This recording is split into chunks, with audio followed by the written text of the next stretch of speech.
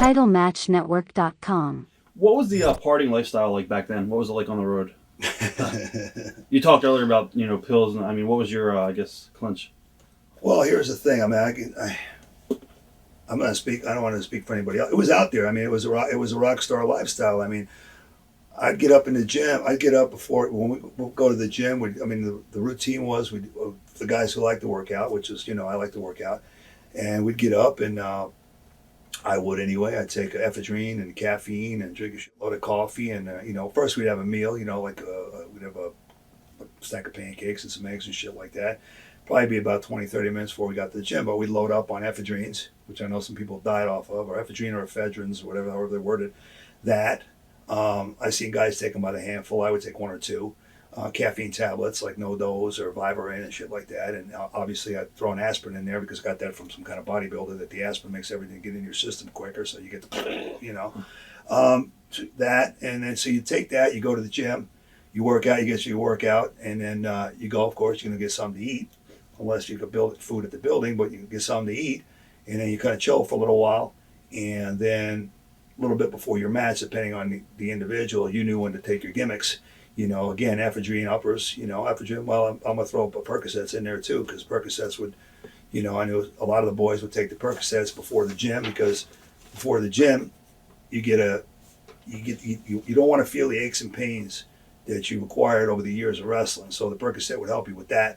Then you got your No Dose, you got your caffeine, you got your ephedrine, you got all that shit going on before you get to the gym.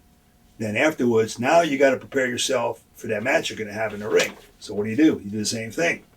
So now you're done with the match, and like I said, there was people that would take, some people would take one, some people would take 10. So I wasn't one of those people that took 10, but there was people out there I would see with handfuls of pills, and that was the routine before the gym. If you went to the gym, boom. I'm not saying everybody. I'm just saying some of the people I knew. I don't want to speak for everybody. I don't want people to get pissed off at me and say, well, fucking Jim's talking for everybody. No, it's not everybody. Some of the people I knew and some of the people I associated with.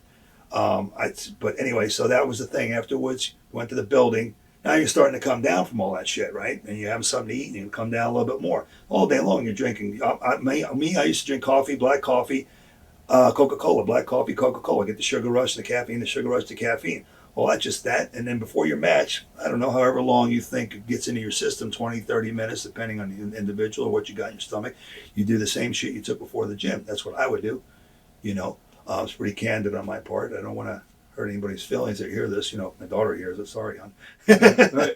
But, that's what your dad had to do. But, no, I mean, I would take, I would take the stuff to get me up, the same stuff I took to get me up to go to the gym and to keep me from feeling my aches and pains, my joints. I would do the same thing because I'm about to go out there and get my ass kicked probably, or get banged around pretty good. And maybe hopefully I can get some banging done as well. That's a funny one. Didn't mean it like that. Huh. But so I would do the same thing before the gym and then go out there, boom, do it again. Now you're amped up on caffeine, sugar, whatever pills you've taken. You get through that fucking match. You feel no pain. You're flying high. You get done with the match. And now it's time to calm down. So now you take your whatever, Xanax or Valium or Somas or whatever, whatever you get your hands on, you take that, you drink some beers, you start coming down, you probably go get something to eat, and then you continue with the pills and the beer to come down, relax, and go to sleep. And this is a vicious cycle that continues on day after day after day, however long you're on the road. And that was my little bit of formula there. I didn't take, at the end of the night, I didn't take a lot of pills. I would take one or two just to kind of ease me down so I could sleep. Because if I couldn't sleep, then I'm wired. I'm up all night. But no, that was mine. But I've seen worse. I've seen much worse. I've seen better. By better I mean that some people maybe didn't have to rely on that, or if they did, they kayfabed it. But I've seen a lot of guys who were right out in the open. I mean, the shit was all over the locker rooms. I mean, it was like a pharmacy. Among other things that was going on in the locker room. Sometimes you open up a locker room door, it's like a big cloud of smoke. Well, shit, and it smells like, it smells nice and sweet. I'm not a pot smoker, but I knew what it was.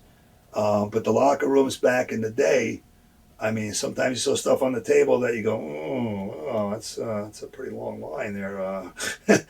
So I mean, that stuff was there.